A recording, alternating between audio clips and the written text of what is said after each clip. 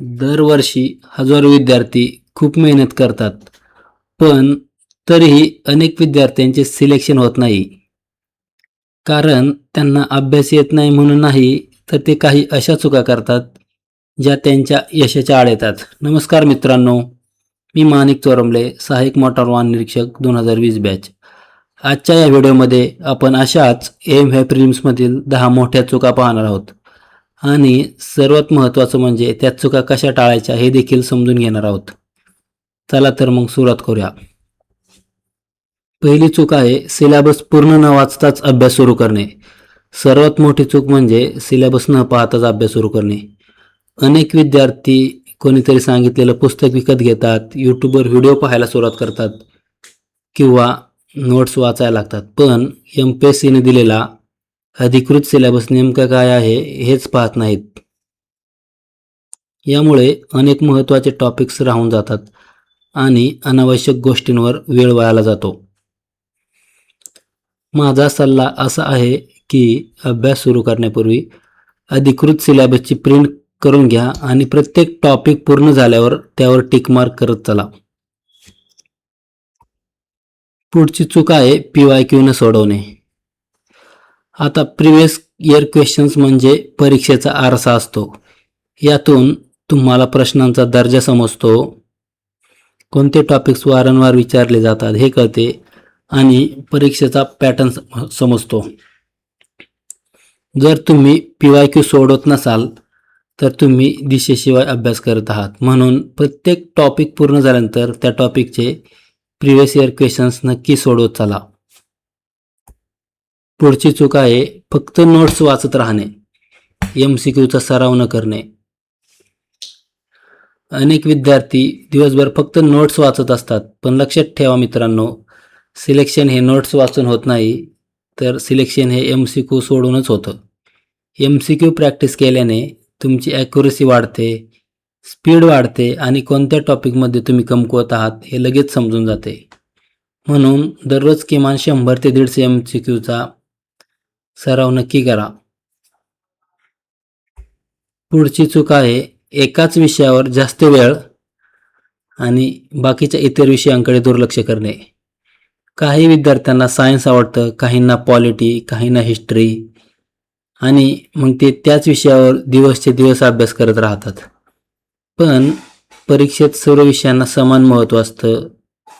एका विषयात 90% आणि दुसऱ्या विषयात 30% गुण मिळवून सिलेक्शन होत नाही. म्हणून बॅलन्स स्टडी प्लॅन तयार करा आणि प्रत्येक विषयाला योग्य आणि समान वेळ द्या.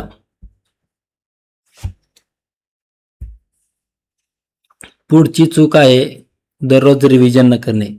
रिव्हिजन शिवाय अभ्यास म्हणजे गळक्या बादलीत पाणी भरल्यासारखं आहे. आज शिकलेलं जर उद्या आठवत नसेल तर त्या अभ्यासाचा काहीच उपयोग नाही आहे. दररोज किमान अभ्यास संध्याकाळी पूर्ण झाल्यानंतर 30 मिनिट तरी रिव्हिजन करायला हवी. तसेच वीकली रिव्हिजन, मंथली रिव्हिजनचे देखील प्लॅनिंग करायला हवे, जेणेकरून आपण जे अभ्यास केलेला आहे जुनं ते सर्व रिकॉल व्हायला मदत होईल. हेच तुमच्या यशाचं गुपित ठरेल. पुढची चूक आहे मॉक टेस्ट देऊन त्याचे ॲनालिसिस न करणे. अनेक विद्यार्थी मॉक टेस्ट तर देतात, पण त्यानंतर त्यांच्या आन्सर की सुद्धा पाहत नाहीत. ही खूप मोठी चूक आहे. कारण मॉक टेस्टचा उद्देश फक्त गुण पाहणे, रँक येणे नसतो, तर स्वतःच्या चुका शोधणे हा असतो. प्रत्येक चुकीच्या प्रश्नासाठी स्वतःला विचारा, मी ही चूक का केली? माझं नॉलेज कमी होतं का? मी प्रश्न सोडवायला घाई केली का? की प्रश्न चुकीचा समजला? की काही सिली मिस्टेक झाली? हे ॲनालिसिस केल्याशिवाय प्रगती होणार नाही. पुढची चूक आहे खूप पुस्तके, रिसोर्सेस आणि अनेक यूट्यूब चॅनल्सला फॉलो करणे. आज इंटरनेटवर हजारो व्हिडिओज आहेत, शेकडो पुस्तक येत आहेत, पण सिलेक्शन हे काही विद्यार्थ्यांचेच होते, कारण ते मर्यादित सोर्सेसवर विश्वास ठेवतात. जास्त सोर्सेस म्हणजे जास्त कन्फ्युजन. एक चांगलं पुस्तक, एक चांगले नोट्स आणि एक विश्वासार्ह मार्गदर्शक आणि सातत्यपूर्ण अभ्यास एवढंच पुरेसं आहे तुम्हाला AMVI 2026 एक्झाम क्रॅक करण्यासाठी. पुढची चूक आहे करंट अफेअर्स शेवटच्या महिन्यासाठी ठेवणे. अनेक विद्यार्थी म्हणतात करंट अफेअर्स नंतर करू, शेवटच्या महिन्यात करू. ही खूप मोठी चूक आहे. कारण करंट अफेअर्स हा रोजचा विषय आहे. दररोज फक्त 15 ते 20 मिनिटे जरी दिली तरी पुरेसे असते. शेवटच्या महिन्यात संपूर्ण करंट अफेअर करणे जवळपास अशक्य असते.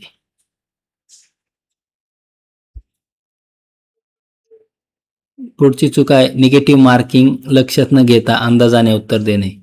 परीक्षेमध्ये प्रत्येक प्रश्न अटेम्प्ट करणे म्हणजे स्मार्ट स्ट्रॅटेजी नाही.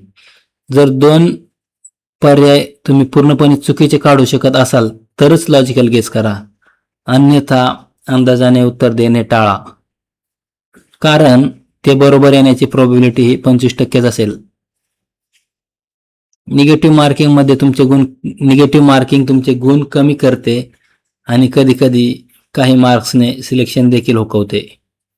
त्यामुळे निगेटिव्ह मार्किंगचा विचार करूनच उत्तर द्यायचा प्रयत्न करा. पुढची चूक आहे शेवटच्या 15 ते 20 दिवसात नवीन पुस्तके किंवा नवीन विषय सुरू करणे. ही जवळपास प्रत्येक विद्यार्थ्याची चूक असते. कारण परीक्षा जवळ आली की मार्केटमध्ये नवीन PDF, नवीन बुक्स, काही नवीन टीचर्स, नवीन स्ट्रॅटेजी हे सगळं सुरू होतं आणि विद्यार्थीही त्यात गुरफटून जातात. परिणामी त्यांच्यातील कन्फ्युजन वाढते, आत्मविश्वास कमी होतो आणि आधी जो अभ्यास केलेला असेल तो देखील त्यांना विसरायला होते. परीक्षेच्या शेवटच्या काही दिवसांमध्ये फक्त मित्रांनो रिव्हिजनच करा. त्यानंतर मॉक टेस्ट द्या आणि स्वतःवर विश्वास ठेवा. कॉन्फिडन्स कमी होऊ देऊ नका.